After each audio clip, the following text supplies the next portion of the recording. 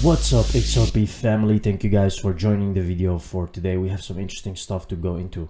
Here we have, well, this is interesting. Brooks and Twistle stating that they are in talk with more than 20 central banks around the world. Things are really starting to go out now, guys. You know why? Because it's almost time. And that's the thing, right? At the time that everyone knows, it will be too late, right? Now you can start seeing that governments are working with blockchain technology.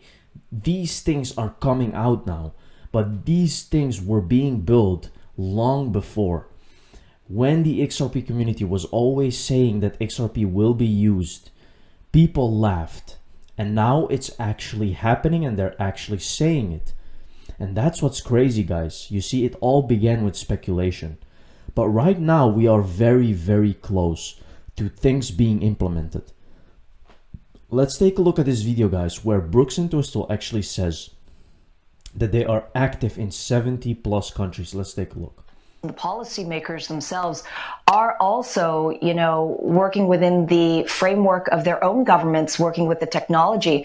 So you talk about enterprise use cases and utility. I was sitting on a panel with some central banks talking about CBDCs, and it is very clear that there is research and interest and also development in using blockchain as the underlying technology to build a lot of these, utility cases as you say that the industry needs to prove. So in fact, some of the industry players themselves are the governments and the countries themselves. I thought that was super interesting. I think it's a great point. And CBDCs, we do believe, are one of the most important and certainly strongest case for utility going around. And one of the things... Strongest case for utility, guys. This is very, very important. We have been saying this. The next bull run will be about utility, right? Now imagine this, because all the bull runs that we have seen till now were about speculation. What if that goes away? What if actually this bull run is going to be about utility? Now, of course, this is just an idea. This is just in theory. But what is the chance, guys, with regulation coming out now and all this utility that we are seeing being put into place? How do you think the next bull run will be? Just ask yourself that so you can position yourself very well. It's important to note, and you saw this on some of the panels that you led and in the discussion around Davos, no two situations, no two central banks, no two countries are the same. This is there are 200 countries out there plus. There are a lot of central banks and they have different needs and they're at different parts of this journey. So our view is, where can we come in that conversation, be a solutions provider and help them along that journey? There are certain countries that are far down the road on the digital yuan, China, others. But there are many emerging countries that are maybe smaller, that may have fewer resources, that may have different issues they're solving for, where Ripple and others like us can come in and be part of that dialogue. And so we're in dialogue with, not 10, not 20, but a bunch more, central banks around the world on these discussions. We've announced projects with Bhutan, with Palau, and others to come. And I think that just shows you that this really resonates. Now, one size does not fit all, but we need to be in this as this develops, because you're right about the big point here is there is no question that digital currencies are going to be a part of the landscape going forward.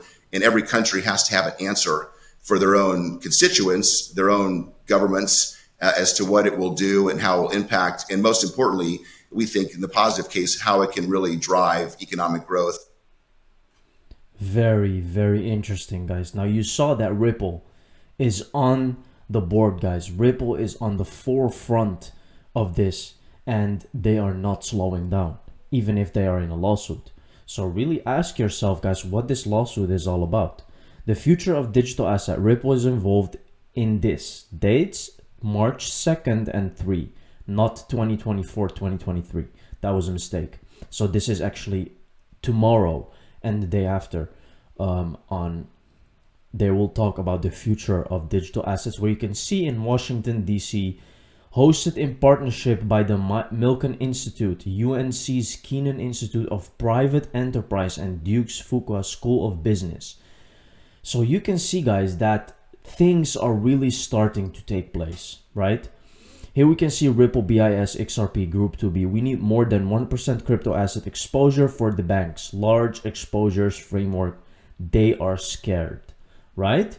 So what do you think that they are going to do, guys? As we can see from figure 1 below, the estimated exposure limit for select global banks will be in the range of approximately 1 to 2.5 billion. We need more than that, a lot more. So you have to ask yourself, guys, when they start putting in this money, it will be very crazy, and they will not put this money into speculation assets. So you have to understand, this is not speculation asset. This is XRP. This is a couple of other cryptos, but not that much, right? And you can see that they want exposure there, but they do not want too much. But you have to understand, once XRP is going to be deemed as a world bridge currency, a lot of institutions, banks will want to put their money there, right? Because it's more safe. Interesting, maybe Ripple is delusional in their understanding. Maybe this has no effect on the future value regarding XRP. Maybe there's other companies that can negate the need for a neutral bridge currency. I'll let everyone form their own opinions. So here you can see neutral bridge asset can support healthy alternative liquidity markets that will allow for frictionless and cost-effective value movement between various CBDCs in real time. Now, it's really coming, guys. There is no way that they will use something else than XRP. There is no way, guys. XRP is here for a decade, right? It is here for a decade. It has always been in the top 10. It is a very trustable asset because it's being used for something. It is not just there to trade on speculation, okay? It is very liquid. It is efficient. So they don't have any reason to go and search for another cryptocurrency. What is inevitable, boom, will follow. Bust and bust will follow, boom. Hold on to your convictions. Know what your core offering is. Invest strategically. Watch the bottom line, and you will come out better, history says, than those who don't. Because if uncertainty is the other lesson I want to draw. The end of the 1990s resulted in the dot-com boom and then bust. The companies that did best were the companies that kept a close eye on the bottom line and invested strategically. Because if you can do well in a downturn, you'll do really well in an upturn. And yet the tendency in a recession is just to cut back. And that actually is not the recipe for enduring a period of downturn. You need to look at these trends and invest and try to grow well, because what is inevitable is boom will follow bust and bust will follow boom. And then finally, as I say, in the long term, could we be facing another golden age for the longer term? So thank you. It literally says my time is up. I'm waiting for the buzzer. So I'm going to wrap up and say, I hope I've given you a sense that the short, medium, and the longer term holds massive amounts of opportunities. But hold on to your convictions. Know what your core offering is. Invest strategically. Watch the bottom line, and you will come out better, history says, than others who don't. Thank you very much for your kind attention. She is literally saying here, guys, that history repeats itself. And I've been saying this for so many times that the dot-com bubble is very similar to what is happening right now. You had all these companies and then just a few came out, right? And a lot of people are like strategic people who understand investing are saying this.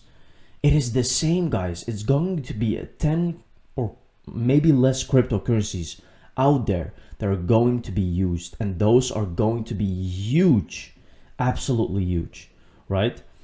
So you have to understand what you're holding, guys. By far the best chance for cryptocurrency in the United States is Ripple. There are other crypto players in the US that could be playing offense but aren't. This means it's basically all on XRP to save us all. Now, it is not actually about XRP saving anyone, because you have to understand, guys, this is not what this is. Yes, this case is very important, but you have to understand that XRP Ripple will actually put a standard, which is not saving all of crypto, because not many cryptos can meet the standards that XRP is meeting. So you have to understand that. XRP has a company behind it, an enterprise, which is crucial, right?